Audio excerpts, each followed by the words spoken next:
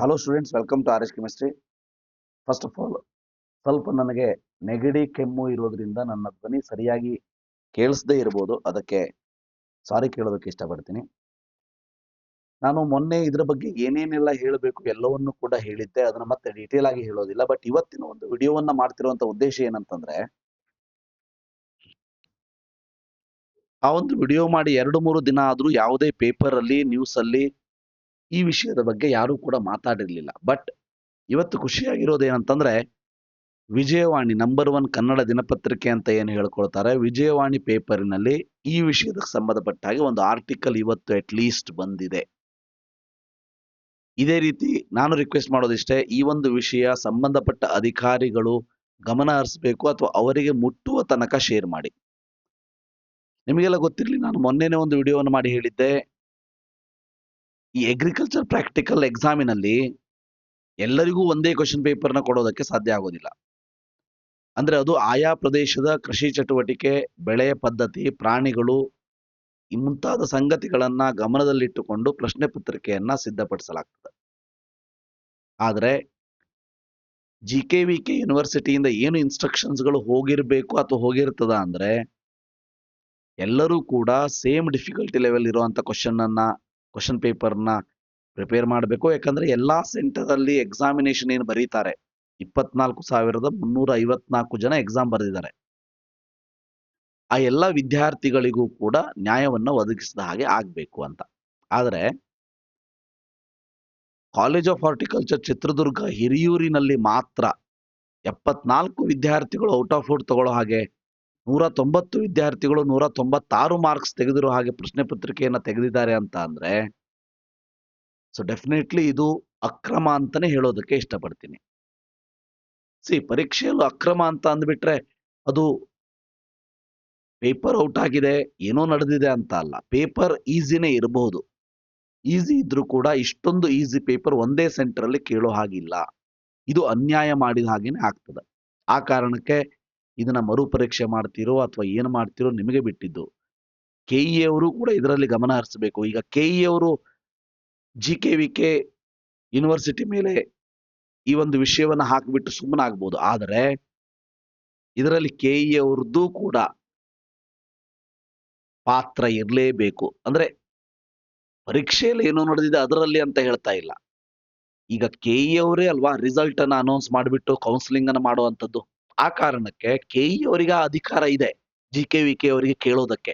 ನಮಗೆ ವಿದ್ಯಾರ್ಥಿಗಳಿಂದ ಈ ರೀತಿ ಕಂಪ್ಲೇಂಟ್ ಬರ್ತಾ ಇದೆ, ಒಂದೇ ಎಕ್ಸಾಮ್ ಸೆಂಟರ್ ಅಲ್ಲಿ ಈ ರೀತಿ 74 ವಿದ್ಯಾರ್ಥಿಗಳಿಗೆ ಔಟ್ ಆಫ್ ಔಟ್ ಬಂದಿದೆ ಅಂತಂದ್ರೆ ಇದು ಎಕ್ಸೆಪ್ಟ್ ಮಾಡುವಂತದ್ದಲ್ಲ ಅಂತ ಹೇಳಿ KE ಅವರಿಗೂ ಕೂಡ ಸಂಪೂರ್ಣ ಅಧಿಕಾರ ಇದೆ ಈಗ GKVK ಬೆಂಗಳೂರು ಅವ್ರನ್ನ ಕೇಳೋದಕ್ಕೆ.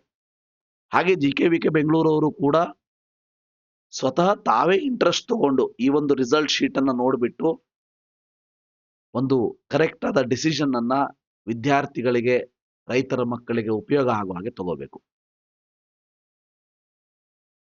ಒಂದು ಪಾಯಿಂಟ್ ಹೇಳೋದಕ್ಕೆ ಇಷ್ಟಪಡ್ತೀನಿ. ನನ್ನ ಹಿಂದಿನ ಒಂದು ವಿಡಿಯೋದಲ್ಲೂ ಕೂಡ ಕಮೆಂಟ್ ಬಾಕ್ಸ್ ಅಲ್ಲಿ ಬಹುಶಃ ಇಡೀ ಕರ್ನಾಟಕದಲ್ಲಿ ನಾನೇ ಮೊದಲ ಸಾರಿ ಫಸ್ಟ್ ಟೈಮ್ ನಾನೇ ಮಾಡಿದ್ದಾಗಿತ್ತದು. ಅದಾದ್ಮೇಲೆ ಬೇರೆ ಬೇರೆ ಚಾನಲ್ ಕೂಡ ಬಂದಿದೆ. ನಾನು ಮಾಡಿದ ಮೇಲೆ ನನ್ನ ವಿಡಿಯೋದ ಕಮೆಂಟ್ ಬಾಕ್ಸ್ ಅಲ್ಲಿ ಬಹಳ ಜನ ಏನೇನೋ ಕಮೆಂಟ್ ಅನ್ನ ನೆಗೆಟಿವ್ ಆಗಿ ಹಾಕಿದ್ರು. ಬಟ್ ನನಗೆ ಏನೂ ತೊಂದರೆ ಇಲ್ಲ ಅದರಿಂದ. ನಾನು ನಿಮ್ಮ ಕಮೆಂಟ್ ಅನ್ನ ನೋಡ್ಬಿಟ್ಟು ತಲೆ ಕೆಡ್ಸ್ಕೊಳ್ಳೋ ಅಂತ ವ್ಯಕ್ತಿಯೂ ಕೂಡ ಅಲ್ಲ. ಸರಿ, ಕೆಲವೊಂದಷ್ಟು ಜನ ಹೇಳಿದ್ರು, ಸರ್ ನಾನು ಹಿರಿಯೂರಲ್ಲೇ ಬರ್ದಿದ್ದೀನಿ, ಬಹಳ ಓದಿದ್ದೆ, ಎಕ್ಸಾಮ್ ಬಹಳ ಚೆನ್ನಾಗಾಗಿದೆ, ನನಗೂ 200 ಆಫ್ 200 ಬಿದ್ದಿದೆ, ಸೊ ಎಲ್ಲ ಕರೆಕ್ಟ್ ಆಗಿ ನಡೆದಿದೆ, ನಾನು ಯಾಕೆ ಎಕ್ಸಾಮ್ ಬರೀಬೇಕು, ಎಲ್ಲವೂ ಕರೆಕ್ಟ್ ಇದೆ, ನೀವು ಸುಮ್ಮನೆ ಇದ್ರೆ ಈ ವಿಷಯದ ಬಗ್ಗೆ ಗಲಾಟೆ ಮಾಡಬೇಡಿ, ಬೇರೆ ಹುಡುಗರ ತಲೆ ಕೆಡಿಸ್ಬೇಡಿ ಅಂತ ಹೇಳಿದ್ರು. ಬಟ್ ಓಕೆ, ನಾನು ಕೇಳೋದಿಷ್ಟ, ಆ ವಿದ್ಯಾರ್ಥಿಗೆ 200 ಔಟ್ ಆಫ್ 200 ಬಿದ್ದಿದೆ, ಖುಷಿನೇ. ಆದ್ರೆ ಈ ರೀತಿ 74 ಜನ ತೆಗೆಯುವಷ್ಟು ಈಸಿ ಇತ್ತ ಪೇಪರು? ಅಥವಾ 74 ಜನ ಒಂದು ಸೆಂಟರ್ಲಿ ತೆಗೆಯೋದು, ಬೇರೆ ಸೆಂಟರ್ಲಿ 0, 1, 5, 10 ಜನ ತೆಗೆಯೋದು, ಅದು ಕೂಡ ಅನ್ಯಾಯ ಆದಂಗೆ ಅಲ್ವಾ? ಸೊ ಅದನ್ನ ನಾನು ಕೇಳ್ತಾ ಇದ್ದೀನಿ. ಹಿರಿಯೂರಲ್ಲಿ ಬರೆದಿರುವಂತವ್ರು ಕೂಡ ವಿದ್ಯಾರ್ಥಿಗಳೇ, ರೈತರ ಮಕ್ಕಳೇ, ನನಗೆ ಗೊತ್ತು. ಆದ್ರೆ ಎಕ್ಸಾಮಿನೇಷನ್ ಸಿಸ್ಟಮ್ ಏನಿದೆ, GKVK ಬೆಂಗಳೂರು ಅವರು ಏನು ಇನ್ಸ್ಟ್ರಕ್ಷನ್ ಕೊಟ್ಟಿರ್ತಾರೆ, ಹಿರಿಯೂರಲ್ಲಿ ಅದು ಫಾಲೋ ಆಗಿದೆಯಾ? ಇವೆಲ್ಲವೂ ಕೂಡ ಇಂಪಾರ್ಟೆಂಟ್ ಆಗ್ತದೆ. ಮೊನ್ನೆ ನೀಟ್ ರೀ ಎಕ್ಸಾಮ್ ಅಂತ ಬಂತು. ಕರ್ನಾಟಕದಲ್ಲಿ ಬಹಳಷ್ಟು ವಿದ್ಯಾರ್ಥಿಗಳು ಹೇಳಿದ್ರು ನನಗೆ, ಇಲ್ಲ ಸರ್ ನಾವೇನು ತಪ್ಪೇ ಮಾಡಿಲ್ಲ, ನಾವೆಲ್ಲ ಸೀರಿಯಸ್ ಆಗಿ ಬರ್ದಿದ್ವಿ, ನಮ್ಮದೇನು ತಪ್ಪಿಲ್ಲ ಅಂತಂದ್ರು ಕೂಡ ನಾವ್ಯಾಕೆ ರೀ ಎಕ್ಸಾಮ್ ಬರೀಬೇಕು? ನೀವು ತಪ್ಪು ಮಾಡಿದೀರಾ ಅಂತ ರೀ ಎಕ್ಸಾಮ್ ಕೊಡ್ತಾ ಇಲ್ಲ. ರೀ ಎಕ್ಸಾಮ್ ಯಾಕೆ ಮಾಡ್ತಾ ಇದ್ದಾರೆ ಅಂತಂದ್ರೆ, ಹೋಲ್ ಎಕ್ಸಾಮ್ ಇಂಟಿಗ್ರಿಟಿ ಅನ್ನೋದು ಏನಿದೆ ಅದು ಹೋಗಿದೆ. There is no integrity for that exam, ಮೀನಿಂಗೇ ಇಲ್ಲ ಅನ್ನೋದಕ್ಕೆ ಮರು ಪರೀಕ್ಷೆಯನ್ನ ಆದೇಶ ಮಾಡಿರುವಂಥದ್ದು. ಅದೇ ರೀತಿ ನಿಮ್ಮಲ್ಲಿ ಕೆಲವೊಂದಷ್ಟು ವಿದ್ಯಾರ್ಥಿಗಳು ಹಿರಿಯೂರಲ್ಲಿ ಬರೆದು ಸೀರಿಯಸ್ ಆಗಿನೇ 200 ಔಟ್ ಆಫ್ 200 ಅಥವಾ 196 ಔಟ್ ಆಫ್ 200 ತಗೊಂಡಿರ್ಬೋದು. ಆದರೆ ಜಸ್ಟ್ ಥಿಂಕ್ ಮಾಡಿ, ನಿಮ್ಮ ಸೆಂಟರ್ನಲ್ಲಿ ಮಾತ್ರ ಇಷ್ಟೊಂದು ವಿದ್ಯಾರ್ಥಿಗಳು ತಗೊಂಡು ನಿಮ್ಮ ಸೆಂಟರ್ಲಿ ಎಕ್ಸಾಮ್ ಬರೆದಂತ ವಿದ್ಯಾರ್ಥಿಗಳಿಗೆ ಮಾತ್ರ ಸೀಟ್ ಸಿಗ್ಬೇಕು. ಹಾಗಾದ್ರೆ ಅದು ನೀವು ವಿದ್ಯಾರ್ಥಿಗಳಾಗಿ ಹೇಳ್ಬೋದು, ಹೌದು ಸರ್ ಸಿಗ್ಬೇಕಂತೇಳಿ. ಆದರೆ ಬಟ್ ಬೇರೆ ಎಲ್ಲ ಸೆಂಟರ್ಲಿ ಬರೆದಂತ ವಿದ್ಯಾರ್ಥಿಗಳ ಕಥೆ ಏನಾಗಾದ್ರೆ ಅವ್ರೇನು ಅನ್ಯಾಯ ಮಾಡಿದ್ದಾರೆ? ಆ ಕಾರಣಕ್ಕೆ ನೀವು 200 ಔಟ್ ಆಫ್ 200 ತೆಗೆದ್ರೂ ಕೂಡ ಹಿರಿಯೂರಲ್ಲಿ ಈ ರೀತಿ ವಿಷಯ ಬಂದಾಗ ನೀವು ಬೇರೆಯವರ ಜಾಗದಲ್ಲಿ ನಿಂತು ಯೋಚನೆ ಮಾಡಬೇಕು. ಈಗ ನಾಳೆ ನಿಮ್ಮ ತಮ್ಮನೋ ಅಥವಾ ನಿಮ್ಮ ತಂಗಿಯೋ ಮೈಸೂರಲ್ಲಿ ಎಕ್ಸಾಮ್ ಬರೀತಾರೆ, ಅವರಿಗೆ ಕಷ್ಟದ ಪೇಪರ್ ಬರ್ತದ, ಹಿರಿಯೂರಲ್ಲಿ ಈಸಿ ಬಂದಿತ್ತು ಅಂದ್ರೆ? ಯಾವಾಗ್ಲೂ ನಾವು ಮನುಷ್ಯರು, ನಾವು ಹೆಂಗ್ ಥಿಂಕ್ ಮಾಡ್ತೀವಿ ಅಂತಂದ್ರೆ, ನನ್ನ ಬಗ್ಗೆ ಅಷ್ಟೇ ನಾನು ಥಿಂಕ್ ಮಾಡ್ತೀನಿ.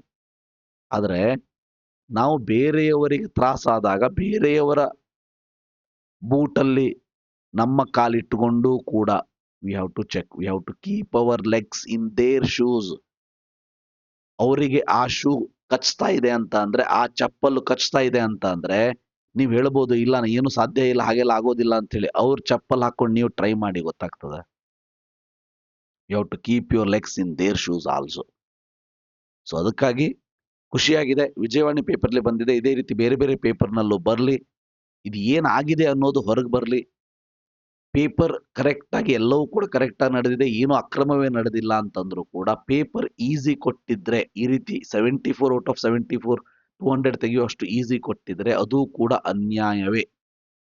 ಕೃಷಿ ವಿಜ್ಞಾನ ಪ್ರಾಯೋಗಿಕ ಪರೀಕ್ಷೆಗೆ ಸಂಬಂಧಪಟ್ಟ ಹಾಗೆ ಅಂತ ಹೇಳೋದಕ್ಕೆ ಇಷ್ಟಪಡ್ತೀನಿ. So thank you for watching. Have a nice day.